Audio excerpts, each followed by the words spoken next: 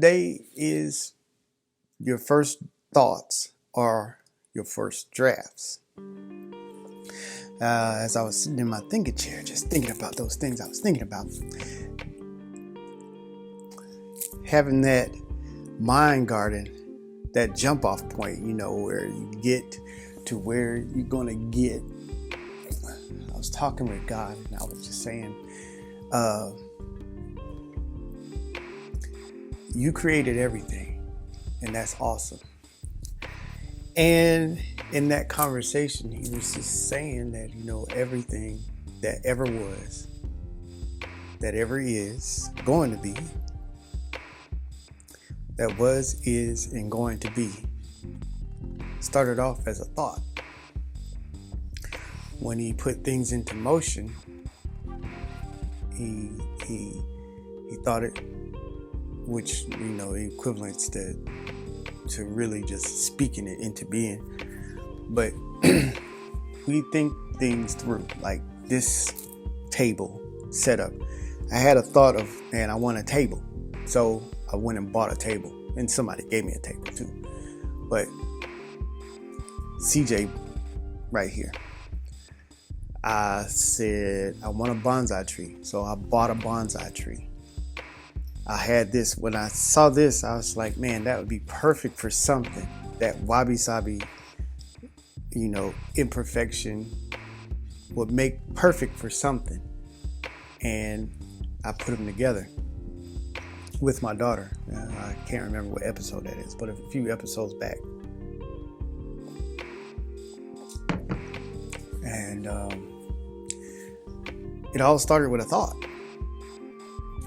And the way we think things through, or even what I want you guys to do, is to take your thoughts seriously, because those are the first steps. Your first thought is really like the first draft of what you're going to do now, if you take action on it. When you take action on those things, that first thought, is important. So when you take action, it starts to frame your reality. You start to apply information to the five senses. Being in the now, or in your thought garden, or sitting in your thinking chair, you really escape the world and then find yourself in a place where you've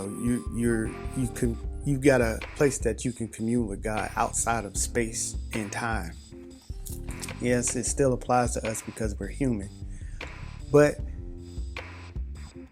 the things that are transferred can be from outside of space and time and given to us into the now.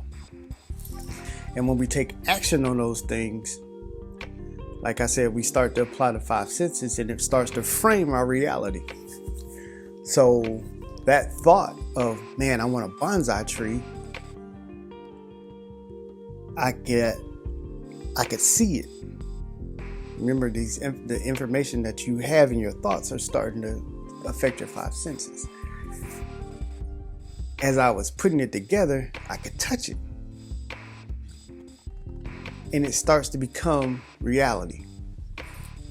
And that's how it really kind of works. Our thoughts are like the starting points to our behaviors that make our automatic, senses, are the things that we do work. And as it works, it becomes more and more evident to everybody else. So it's not just here, it's here. This artist who made this egg probably had a picture in their mind. Man, I want to do this. And this would be nice too. And this would be nice too. And then all of a sudden, here it is. So your thoughts are important. All I want you to do is to actually really just take your thoughts seriously. God's giving you things to really to be tools to to bring in existence the things that he has given you. Now, I guess he can just say, table, poof, and there's a table there. But remember, God loves us, and he loves us so much that he wants to be in our lives, and he wants to be a part of our lives. He wants to be that loving father where we work together. I'm pretty sure he takes much pride in working with his children. I know, like when we made CJ, it was a great day. I wish she was up to help me with my mind garden. Once we would have got those things together, we would have had a great time. So as you go throughout this day, I want you to really take your thoughts seriously. Think of those things that are in the back of your mind, the things that you take action on, will really become your reality. Now, you have a little bit of control on that. So this is something else I wanted to talk about. You have some control in this. Okay? You have the ability to shape what you think about. And say, for instance, I got books behind me. I got books right here. But if I have a subject that I want to think about, then I have to input this into this. Okay?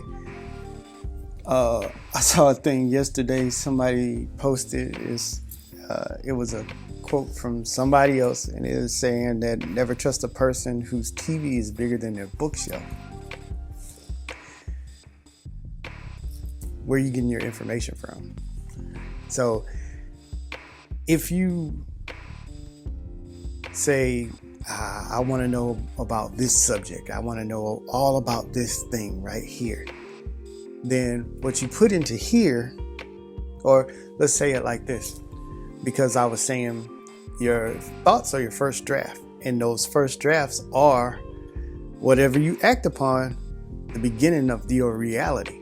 So say if I wanted to be a chef, let's say I want some sushi or something like that, but I've never had sushi before and I've never seen it, but that's what I want to do. God put in that little spark in me that said, I want some sushi and I'm going to figure it out. Well, for you to figure it out, a lot of people go to YouTube, a lot of people go to the TV or the recipe books. Whatever you putting in here, factual input is going to help you produce your results. I made a thing, a little ebook, and it's free. I'll put it in the comments. Your inputs influence your outcomes. So if I want to shape my thoughts, if I say I want to be a chef and I read only, computer books, or I'm just only watching anime, then I'll get a skewed sense of what a sushi chef really is and what sushi is, what it might look like. So when I try, I probably will fail, right? Because I am not putting in good information. So if you're getting good information from good sources, then that's like what I said. It's going to curve or shape not only your reality, but your thoughts. And the thoughts are the basis for your reality. So that's why it's important to have a place to go and think, to listen to God, because those places right there is going to keep you. It's going to keep you grounded, especially when hard times come. If you don't have good input, then you might find yourself falling or failing when those times hit, because you automatically revert to your highest level of training that's on the inside of you. And if you don't have a lot of good things on the inside of you, probably a lot of bad things are going to come out. So just take that into consideration as you go throughout your day. I just want you all to have an awesome day. Get you some miso, and I thank God for all the blessings and for me to be able to talk to you every day. And I just want to toast to it. So, kampai.